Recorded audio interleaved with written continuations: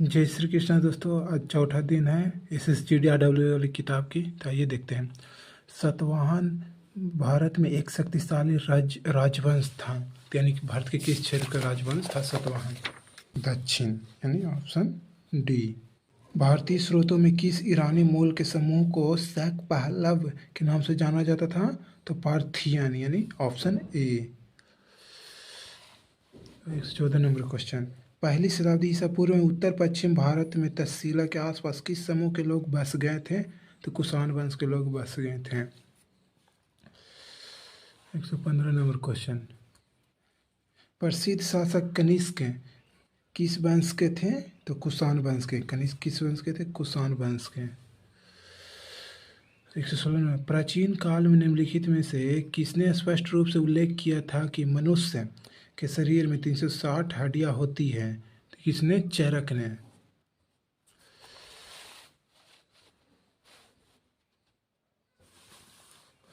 मौर्यों के पतन से लेकर गुप्तों के उत्थान दूसरी शताब्दी से पूर्व से तीसरी शताब्दी तक के अवधि को भारतीय इतिहास में किस रूप में जाना जाता है? तो उत्तर मौर्य काल। उत्तर मौर्य काल। 118 नंबर क्वेश्चन। वह सबसे प्रसिद्ध शक शासक कौन था जो गिरनार में अपने शिलालेखों के लिए जाना जाता था? तो Rudradaman, option C. 119 number question. निम्नलिखित में से किस राजवंश ने मौर्योत्तर काल में रेशम मार्ग को नियंत्रित किया था? तो कुषाण ने नियंत्रित किया था।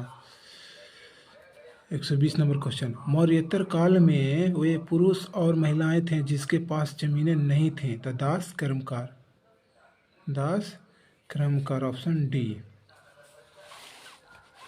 इसे देखते हैं 121 नंबर। निम्नलिखित में से किस शासक ने शुंग वंश की स्थापना की थी? तो Pushyamitra Shunga, option C. 122 number. जो कनिष्क के दरबार में रहते थे ने बुद्ध की जीवनी बुद्ध चरित्र की रचना की, वो कौन थे? अश्वघोष।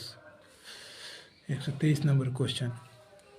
कंधार कला शैली स्कूल ऑफ आर्ट किस राजवंश के तहत विकसित हुई है? तो कुषाण वंश के तहत। 124 नंबर। निम्नलिखित में से कौन चंद्रगुप्त प्रथम की पत्नी है? तो कौन? कुमार देवी, ऑप्शन सी। 125 number question. निम्नलिखित में से किस गुप्त शासक ने पश्चिमी क्षेत्रों में शकों को पराजित करके विक्रमादित्य की उपाधि धारण की? तो किसने? तो चंद्रगुप्त द्वितीय ने, ऑप्शन सी। हर्षवर्धन द्वारा कितने संस्कृत नाट्य लिखे गए थे? तो 3, ऑप्शन सी। 127 number question. गुप्त शासक समुद्रगुप्त की प्रशंसा में लिखित प्रयाग प्रशस्ति इलाहाबाद स्तंभ के रचयिता कौन थे? तो Harisena, option C. 128 number question. मौखरियों की किस राजवंश ने दावा किया कि उसके परवर्ती गुप्तों को हराया था? तो Sarvavarman, option D. 129 number question.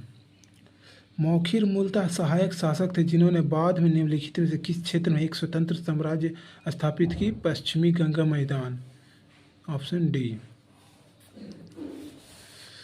ये दोस्तों 130 नंबर क्वेश्चन। मौखरियों ने पूर्ववर्ती गुप्तों की बराबरी करने के लिए किस उपाधि का अनुकरण किया था? तो महाराजा धीराज, option B. 131 number question. Harshavardhana ने नर्मदा नदी पार करके दक्कन की ओर बढ़ने की कोशिश की, तब चालुक्य नरेश ने उन्हें रोक दिया। तो किसने? पुलकेशिन द्वितीय ने उन्हें रोक दिया। चालुक्य नरेश, पुलकेशिन द्वितीय, option A. 132 number question. Nalanda विश्वविद्यालय की स्थापना किसके द्वारा 5वीं शताब्दी में की गई थी? तो कुमारगुप्त के द्वारा, ऑप्शन ए। 133 नंबर। निम्नलिखित में किस गुप्त शासक को उसकी सैन्य उपलब्धियों के कारण भारत का नेपोलियन कहा जाता है? तो समुद्रगुप्त को, ऑप्शन सी। 134। हर्षवर्धन और पुलकेशिन द्वितीय का युद्ध किस नदी के तट पर हुआ था? तो नर्मदा नदी के तट पर, ऑप्शन ए।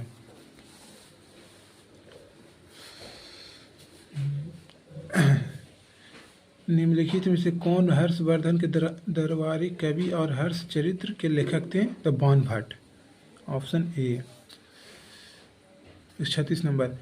समुद्रगुप्त ने दक्षिणापथ के कितने शासकों को पराजित किया था? तो 12। 137 नंबर क्वेश्चन। इलाहाबाद में अशोक स्तंभ पर किसकी प्रशस्ति की खुदाई की गई है? समुद्रगुप्त की। Option D. 138 नंबर। हर्षवर्धन के दरबार में बहुत समय बिताया, उन्होंने जो कुछ देखा उसका विस्तृत विवरण दिया, तो किसने? हेनसांग ने, जो चीनी यात्री था। 40 नंबर क्वेश्चन। कालिदास रचित नाटक अभिज्ञान शकुंतला और राजा की प्रेम कथा है, तो किसकी? दुष्यंत। राजा शकुंतला और राजा दुष्यंत की प्रेम कथा। Option C. 140 नंबर। साम्राज्य के शासनकाल को भारतीय सभ्यता का स्वर्णयुग कहा जाता है, किसे? गुप्त साम्राज्य के शासनकाल को भारतीय कला का सभ्यता का स्वर्णयुग कहा जाता है। 141 नंबर। निम्नलिखित में से कौन शब्द भारत में मंदिर स्थापित कला से संबंधित नहीं है? तो ऊर्ध्वाधर का। Option B. 141 नंबर। 42। निम्नलिखित में से किस भारतीय शहर का संबंध संगम साहित्य से है? तो मदुरई। संगम साहित्य से है मदुरई।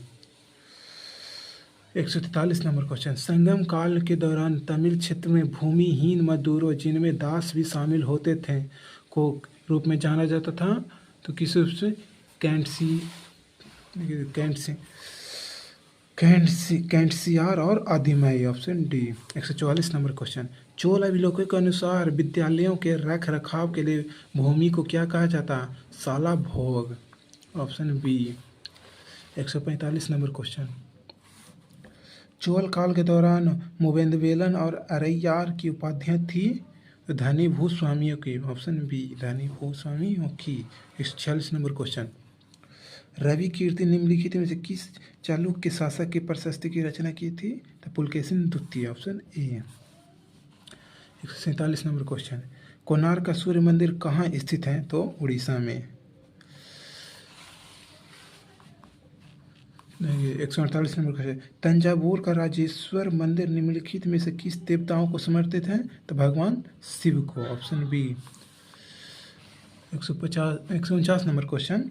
निम्नलिखित में से कौन वाकाट राजवंश के संस्थापक थे? तो विद्याशक्ति। ऑप्शन सी।